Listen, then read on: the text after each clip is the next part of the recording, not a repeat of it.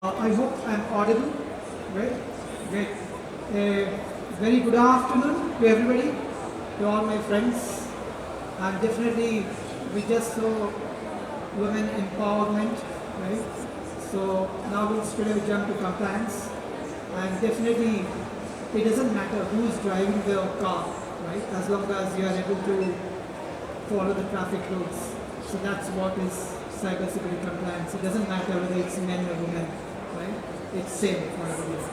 So, so we will primarily take up cybersecurity compliance because that's the most significant topic of the year with stringent regulations coming across, and we'll see what are challenges and opportunities that we have.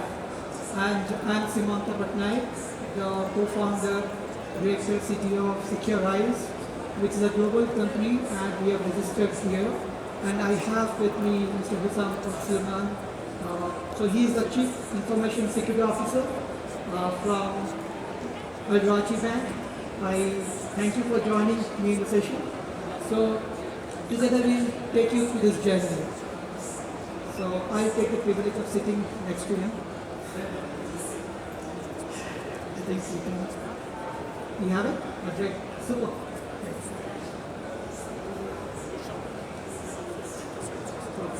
Yep.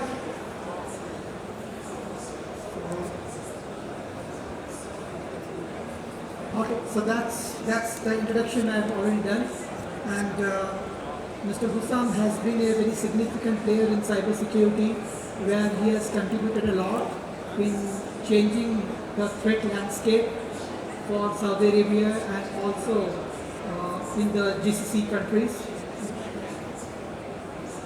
I'll just put a timer also so that just to ensure. Okay.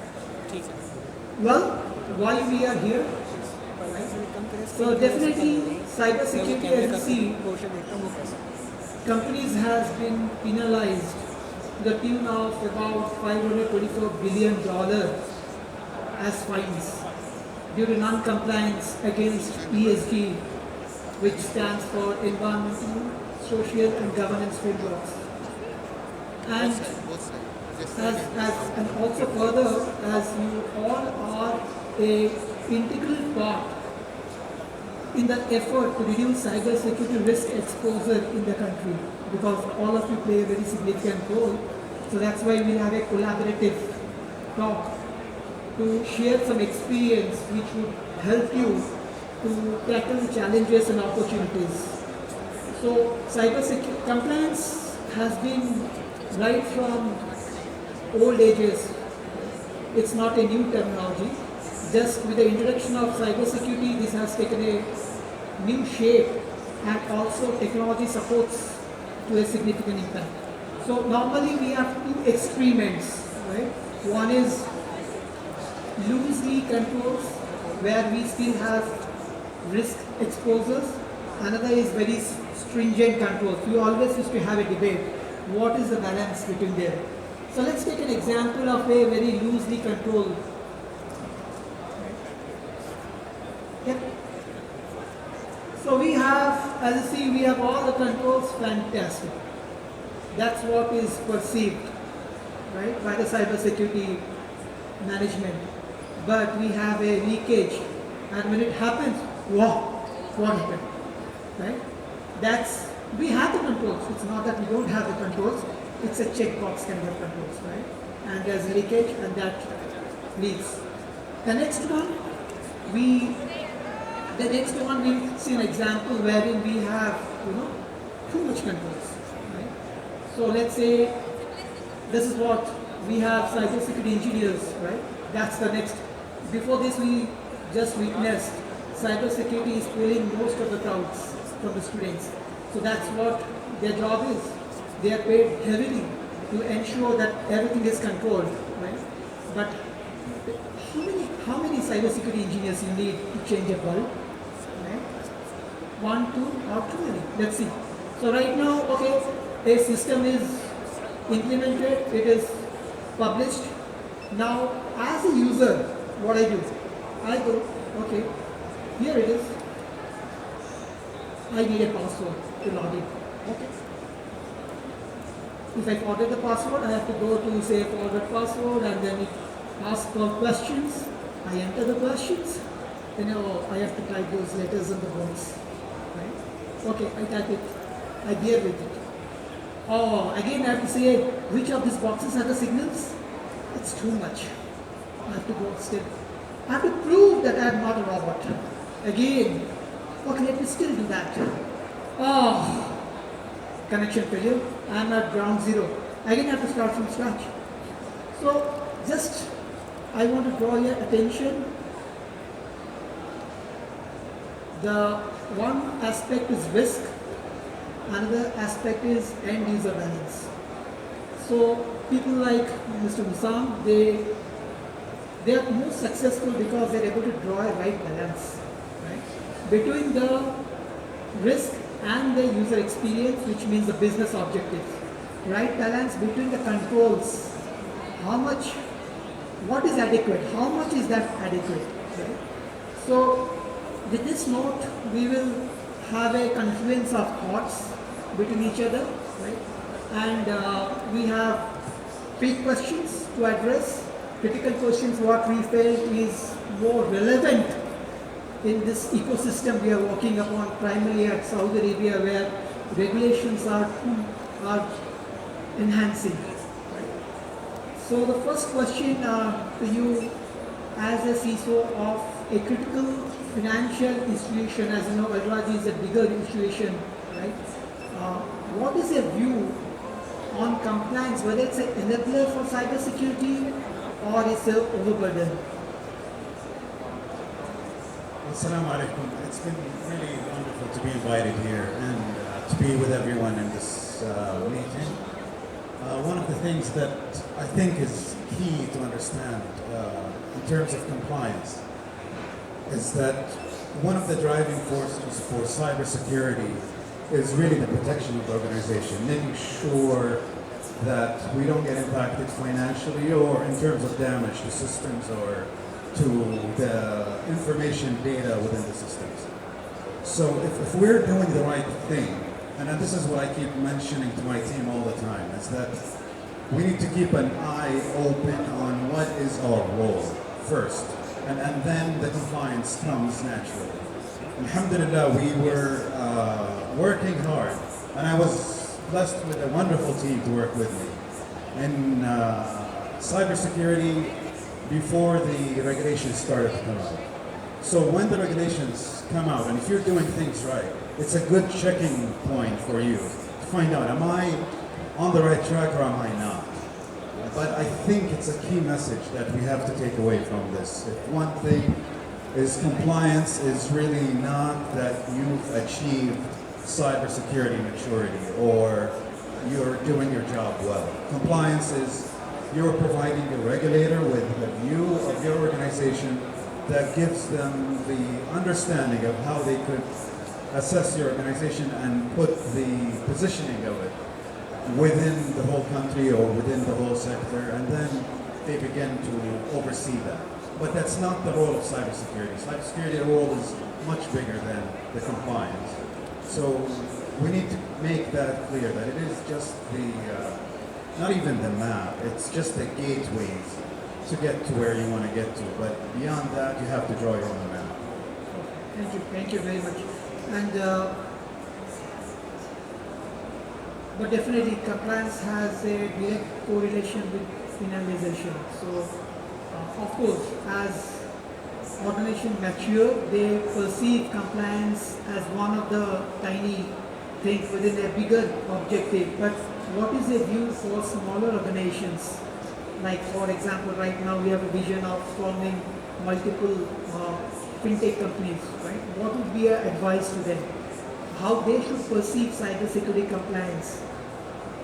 I think if I was in their shoes, and I get these calls a lot, where it's a small company, they don't need a full-fledged CISO to be available all the time to really operate the cybersecurity function. So in those cases, I tell them, go to the references of whatever regulations applies to you, CMA or SAMA or the NCA, an NDMO for privacy as well, and then look at how this regulation applies to you. And you could look through the controls and then begin to say, do I check all these boxes, or what boxes do I need to check to say that I am in compliance with it? And not only check it, but also assess yourself in terms of where do you stand in terms of your level of compliance with it, with each control. But there has to be an exercise that comes after that, where you look at it and say, okay, how do I close these gaps and then make sure my cyber threat surface is not exposed to cyber threats that are targeting my type of organization. Because at the end of the day, you will be the one who bears the consequences of losing money or losing personal information of customers, or destruction of data that you could have internally that is important to the organization. So it's really an ownership by each of us in cybersecurity to see that I own this. And when you own something, and this is what I tell the team all the time, when you own something, you think of it differently than what you would do within an organization that you work for. But if you're a cybersecurity professional, I assume you are a passionate cybersecurity person. You're not a person in it for the money or for a promotion or for anything else. Because if you are for these things, cybersecurity is not for you, I'm telling you from now. So, but if you are passionate about it, it's a joy, because it's always changing, it's always transforming. And the threat landscape is changing, and the surface also of the organization, like you said, fintechs, is something that is coming up with this new model, with new threat surfaces that we all have to think, how do I control that, and how do I manage that? And then compliance with regulations is your foundation. And I think every organization now has 2 to 3 regulations that they have to be compliant with. Absolutely. And you have to take the initiative before they call you to say, I am ready, I am standing strong in this regulation and this one. Or standing weak in one regulation. At least you'll know what you need to do to fix this. Perfect. So the key word is passion. So we'll just move to the second question for you. With a growing number of compliance requirements, right, from NCA, NDMO, SAMA, CMA, TADAO, everywhere, both national and international, what are the key challenges that we face, both from the perspective of bigger organization as well as smaller organization? Are the frameworks an overkill for them, or it's perfect? And corresponding, what are the opportunity? What opportunity they see, like if they comply with regulations? I think regulations have a value, and I said it gives you a view of, do I have gaps within my organization that I could be distracted through the everyday kind of tasks that we all have, and we get busy with things. So I see the value in regulations. I see a very big value from them. The thing that is challenging is that how do you balance dealing with the regulations and at the same time doing your passionate cybersecurity role in the right way. And this is something that you have to find the balance. I think everyone that I talk to has a different way of handling it. But there has to be a way where you can continue to be passionate, because you will lose the passion if you begin to focus on regulations and not on the cybersecurity side. But at the same time, if you don't focus on regulations, you'll get fined or penalties, and you could potentially impact the national cybersecurity of the whole country, because you're part of the whole country. So it has to be seen as, I need to be compliant, and at the same time, I need to grow the space of cybersecurity into the next step. And most of the time, if not all of the time, the next steps are not clear. So you have to be able to say, what do I need to do beyond this regulation, beyond these controls that I've implemented? And talk to other people, talk to people who are in your shoes. I do that a lot, to see how do we deal with these things, to go beyond what's the minimum requirements that we need to have. Perfect, thank you. And I would ask this question, how you see the regulators' support to organizations? So what's your view? Is that a trap question? No. So do you see communications clear enough to No, understand? I understand. I'm just kidding. But in terms of the regulators, alhamdulillah, yani, SAMA is one of the leaders, if not the key leader years ago when we were working in the cybersecurity space in terms of being in the forefront of cybersecurity and creating a financial sector that is including insurance company and finance companies, where we were setting the beginnings of a cybersecurity movement for bigger organizations. One of the things they came up with was the cybersecurity framework and the strategy from SAMA, and that helped bring uplift to organizations where organizations were below maturity. They were uplifted and checked so that they don't stay behind the rest of the financial sector. So SAMA has been a wonderful foundation and beginning of cyber. And then when we got the National Cybersecurity Authority, that took us to the next level, actually multiple levels higher, where now the national cyberspace is becoming something of value to everyone. And to this organization, their role is really to ensure that we're all in sync and we don't have any weakness in our cyber exposure as a country and as companies and as individuals. So there is a lot of enrichment. These regulations are wonderful. There's a lot of them coming out, and it takes time and effort to go and validate against them, and you have to validate against reality. It's not about creating a fake posture of your organization, because it's a cyber posture. You say something is secure and it's not, there's a big problem. So make sure to really not take other people's words, but make your own conclusions, because at the end you'll be the responsible. I totally agree with Mr. Husam, because we have been closely associated with SAMA, and they have done a wonderful job, because they have different frameworks depending on the criticality of each organization, and they have a bigger responsibility. We also have to understand what is the bigger responsibility of a regulator to ensure the financial stability at a sector level. So they have to drive at their level. So like people say, okay, my school teacher principal, I don't like it. But at the end, you realize after 5 years, oh, he was good. For him, I am standing now. So definitely SAMA is doing a great job, and I think they are supportive enough by drafting multiple frameworks. In a way, they are increasing the entire maturity of the kingdom itself. So great. So we'll quickly go to the next question, the last one. Yeah. So what's your view in terms of unification of compliance within an organization, and how technology helps, primarily the regulatory technology, helps in compliance by an organization, irrespective of the size of organization? Well, the first half of the question will take like 2 days, and then I hope everyone is free for the next 2 days. I'll say it in short. The unification of compliance within the organization, if you're talking about compliance with all types of regulations, not only cybersecurity, Yes. that's a much bigger scope, and I went through multiple engagements where I was engaged in terms of consolidating the view across governance, compliance, and risk. And it's not an easy task.